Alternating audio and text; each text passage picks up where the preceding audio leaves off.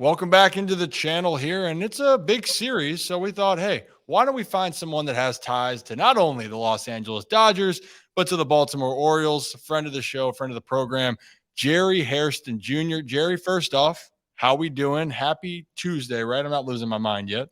Yeah, it's Taco Tuesday, and you're right. It is a huge series between the Baltimore Orioles, who are playing great, and obviously the Dodgers, who are starting to play a lot better baseball. So it should be a fun series in LA.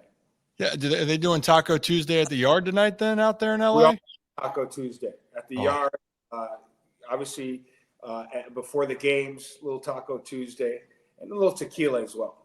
oh, you know what? You got the bar set up here, Jerry. That's speaking my language now. That actually might be my dinner tonight. But before we get to my dinner, why don't we talk about this series a little bit? For Baltimore, it has been a roller coaster the last couple of weeks, but had a very entertaining series against Houston.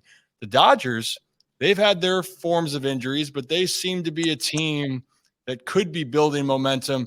Give every listener out there a little bit of the backstory of where the LA Dodgers are standing, which right now is still one of the best teams in baseball.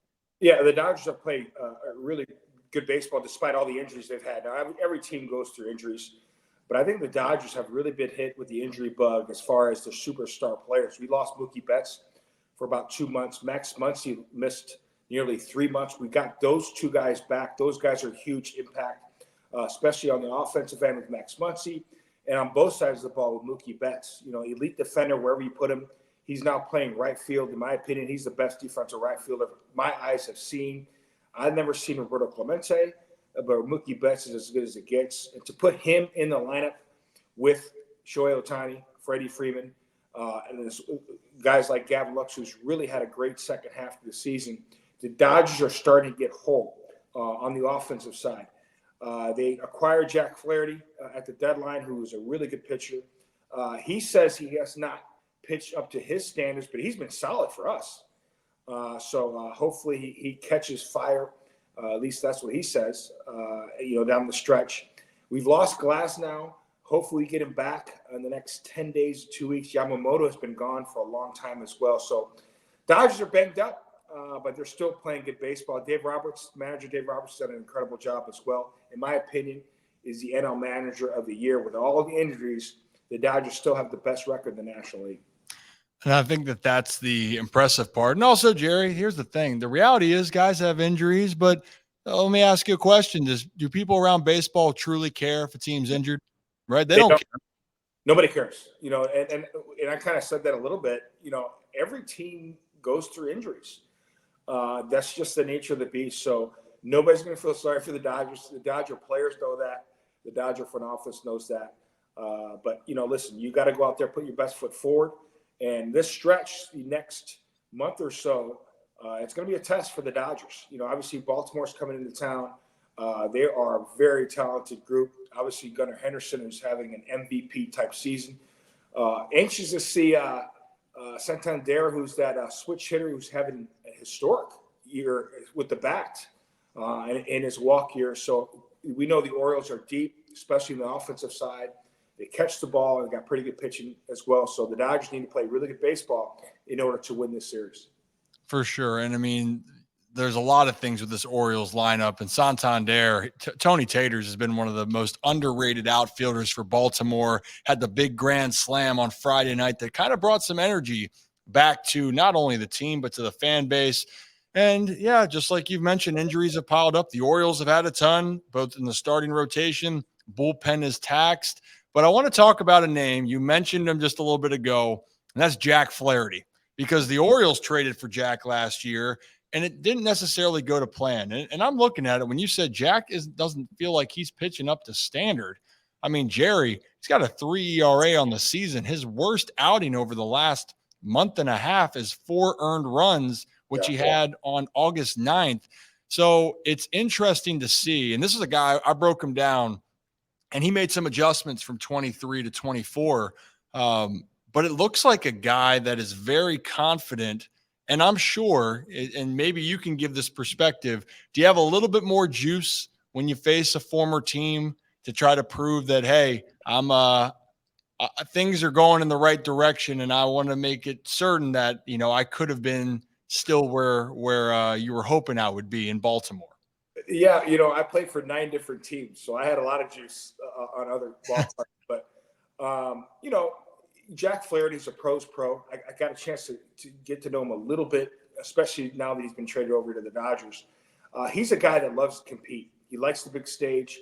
He came up in the St. Louis Cardinals organization, guys that understood you take the ball every fifth day, you pitch deep in the ball game, and you expect to post every time your start comes around. So he's got a little bit of a throwback in him as well. So I respect him a lot, loves the game of baseball, and he expects a lot from himself. I think he's pitched really well for us. He's given us a chance to win every ball game he's pitched in, even though he's got hit around a little bit. I just remember that start in Milwaukee. He surrendered 3 runs in the first inning, and it was nothing after that. That's, to me, is very telling. He doesn't give up. He's a guy, okay, if you could get me a little bit early, I'm going to make sure I continue to put up zeros to allow my team a chance to come back. And the Dodgers ended up coming back in that game. So, listen, Jack Flaherty is a guy that you want out there every fifth day. He's one of the best competitors out there. So he expects better, and he feels there's better in him down the road, and I can't wait to see it because so far he's been pretty solid, man. He's been really solid, and I think people forget he was so damn good to start off his career. And then whether it was a couple injuries, you're trying to reestablish yourself.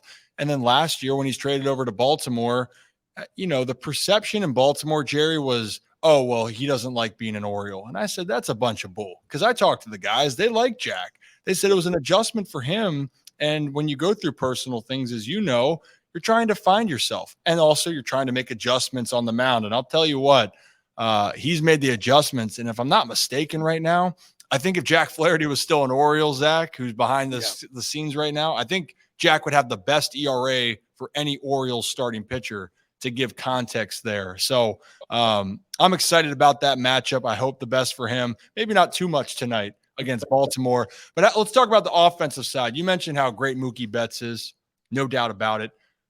There's another superstar. What don't the Dodgers have, Jerry? Because it's unbelievable. And where I'm going with this is Shohei Ohtani. He can't pitch, but he can hit 40 jacks. He's got 40 stolen bags on the year. Is there a better player in the National League at the moment at the plate than Shohei? And if so, is anyone going to challenge him? Because right now he seems like the clear-cut MVP in the National League. He has really taken to the leadoff role, provides not only power but also speed. So he's a tremendous talent. And oh, by the way, he's a pretty good pitcher. So he's going to pitch next season. So he's been fun to cover and be around a little bit. I didn't realize how much of a jokester, prankster he is. Kind of reminds me a little bit of Ken Griffey Jr. I got a chance to play with Junior years ago on the Reds. And just being around him every day, he just loved being at the ballpark, messing with his teammates, just loved laughing, being at the yard. And Shohei Ohtani's the same way.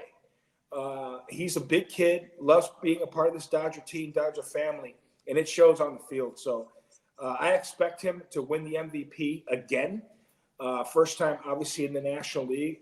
But he has been fun to see. The Dodgers have a couple of guys that you just love seeing that are old school type players, love to play, want to be out there every day. Freddie Freeman's one of them. Mookie Betts as well. So they've been a fun to watch. And I think baseball in general is really starting to enter into another golden era. Obviously when your dad played, it was a golden era with Robin Yount. You had Ken Griffey Jr., Barry Bonds, Frank Thomas, just so many great players of that era. Now we're starting to really enter the prime of this golden era. Aaron Judge, who is unbelievable. I've told you this before. My favorite non-Dodger player is Gunnar Henderson. I said this last year. I love the way he plays. He's that old school throwback type player, just a gamer. And Bobby Witt Jr. is the same way in Kansas City. So I'm saying this. I'm a 48-year-old kid saying this because I love the game of baseball. I can only imagine watching 10, 12, 15-year-olds right now looking at the landscape of baseball and seeing, I want to be like Gunnar Henderson. I want to be like Mookie Betts. Maybe I get a chance to pitch and hit like Shohei Ohtani.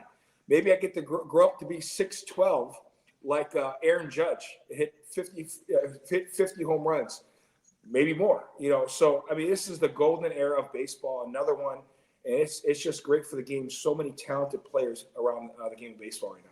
There really is. And I mean, just to start off with the fact, the ones that you just mentioned in this Dodgers-Orioles series alone, Mookie, Ohtani, Freddie Freeman, one of the best bats and one of the best players that you're going to see in any generation. And then on top of it, you just mentioned a lot of the young Orioles talent, Gunnar Henderson being the headliner for it. It's a great day and age. And Aaron Judge is only hitting 400 this month, Jerry. That's all he's doing. He's only hitting 400 with about, it feels like 38 home runs. Yep. Then you also got guys like Bobby Witt Jr. Hitting 350. Mm-hmm. I got a chance to meet Aaron Judge this past weekend for the first time. First of all, I've met LeBron a couple times. Aaron Judge is bigger than LeBron, which just shocked me. I knew he was big, okay, but he's bigger than LeBron. LeBron's a big dude. You know what I'm saying? So I was really kind of throw back how humble he is. He thanked each and every one of us on that 2019 for coming and showing up and being around this current team, which was amazing to me. I've heard nothing but great things. He's a great ambassador, not only for the Yankees, but for Major League Baseball as well. So it's great to have superstars that get it. And I know Gunnar Henderson gets it, and he understands what it means to be a superstar shortstop in the city of Baltimore. I know that some guy named Cal did it for quite some time there. Yeah, he did okay. He did all right. And I know that Gunnar was trying to chase an MVP and kind of mimic what Calvin did back in 1983, which was his second year, won the MVP, and the Orioles go on to win the World Series. Unfortunately for Gunnar, Bobby Witt Jr. and Aaron Judge have surpassed him. They're having unbelievable seasons, but the ultimate goal is to win a World Series, bring it back to Baltimore. That's the goal. But a lot of great ambassadors here. A couple questions, wrap it up for you, Jerry. Can you touch a little bit on the other one that maybe this is, call it the ace in the hole? Maybe there's a pun intended with that. And maybe you mentioned Yamamoto, and he's been out for a long time. Could he be this piece that could truly boost the Dodgers to not only making a run for the postseason, obviously, but to really kind of push them over the top and be that favorite coming out of the NL? Well, I mean, he's an absolute ace when he's healthy. Last week I got a chance to see his sim game. I was out there early at Dodger Stadium. His fastball had life on it. The guns were not out, but if I were to guess, I was by the side, anywhere from 94 to 97 miles an hour. The off-speed stuff was good to what we saw. He would like it to be better. But the most important thing is he was healthy after that sim game. So he's going to go out probably on a rehab assignment, maybe 1 or 2 starts, and make sure he's built up and be ready to go, hopefully sometime in September. So if all goes well, we'll get him back sometime in mid-September, hopefully get a couple starts under his belt before the postseason. He is a game changer. You put him healthy in this rotation with a healthy Glass now to go along with Jack Flaherty, that's 1 through 3 that is tough to deal with for any lineup. And then combat that with a veteran like Clayton Kershaw, Gavin Stone, who's having a great year. So hopefully when the Dodgers get healthy, they'll have a great rotation heading into the postseason.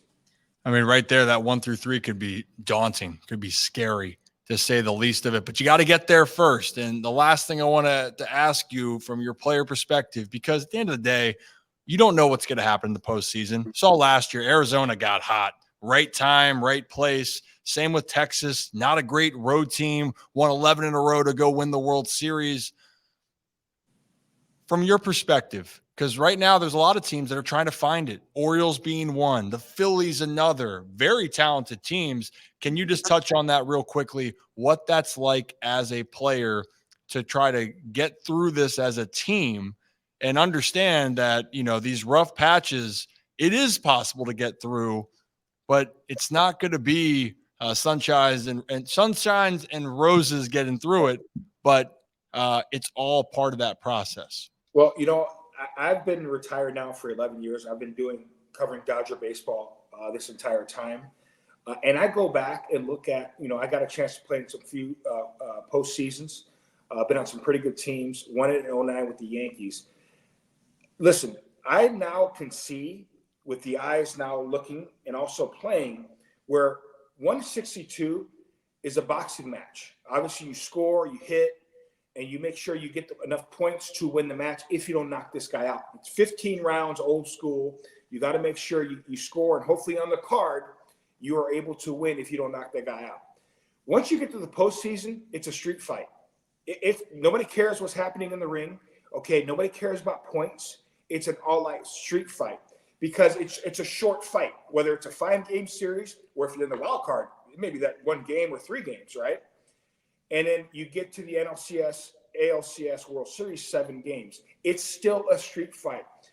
If you have a team that's not only hot, but knows how to take the analytics and not rely on them solely, as opposed to understand, analytics are for 162, 2 years, times 2, because it's a large sample size. Take that, but understand what's going on now, okay? And make your adjustments game to game, sometimes pitch to pitch. The teams that have done that have been successful in the postseason. You got to be able to do that. It is an absolute street fight. If you just rely on solo analytics, you're going to get run out of the gym. We kind of saw that with the Diamondbacks last year. Pretty good starting pitching, pretty good bullpen. But they understood, if we play a 90s style, early 2000, we'll steal some bases, play good defense, we could beat these type of teams. You got to be able to adjust on the fly. And the teams that do that in the postseason usually have success. I think you're 1,000% right. And the part of it is you just got to get to the dance first and then see what happens. Then it's an all-out street fight. It is. And can't wait. Maybe we'll see a Dodgers-Orioles World Series. Why not, Jerry? I would love to see that. I love my chances of getting World Series tickets if the Dodgers and Orioles are in, because I know I'll get my Dodger tickets in L.A., and I'll just hit up your dad for some tickets in Baltimore. Hey, there you go. It's a win-win for everybody. Hey, Jerry, I appreciate you. Thank you for taking the time. Enjoy the series. Enjoy Taco Tuesday.